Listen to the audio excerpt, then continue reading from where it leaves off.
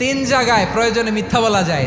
এক নাম্বার, আপনার ওয়াইফকে খুশি করার জন্য, সে একটু এরকম না বলে একটু কৌশল করে বললে খুশি হবে, ওটা বলা যায়। দুই নাম্বার, জীবন মরণের ব্যাপার, যান বাঁচানোর জন্য একটু কৌশল করে ঘুরিয়ে বললেন, এটা জায়েজ। তিন নাম্বার, দুইজন ঝগড়া লাগছে তাদেরকে মিলিয়ে দেওয়ার জন্য কৌশল করে একটু মিথ্যা বলা, ঘুরিয়ে বলা যায়। দুইজনের মধ্যে দেখলেন যে সম্পর্ক খারাপ, একজনরে বললেন, ভাই সে তো ওই দিন আপনার ব্যাপারে অনেক প্রশংসা। কি আমার ব্যাপারে প্রশংসা? কি বললো? এই বললো আপনি নাকি এই করছেন ওই করছেন, অনেক প্রশংসা। লোকটার মন খুশি হয়ে যাবে তার ব্যাপারে, ঠিক কিনা?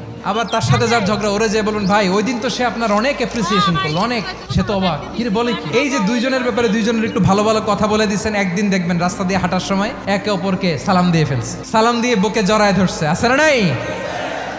আবার মিলমিশ হয়ে গেছে। কিন্তু আমাদের স্বভাব হইলো, দুই প্রতিবেশী যদি একসাথে বসে একসাথে হাঁটে, দূর থেকে দেখলে আমাদের জলে, আছে না নাই? ঘটনা কি? এই দুইটার মধ্যে এত মিল কে? এই দুইটার মধ্যে গিরিঙ্গি লাগানো যায় কিভাবে? আল্লাহর কাছে তওবা করেন, এই মানসিকতার যেন আমরা না হয়, আমরা মিলিয়ে দিব।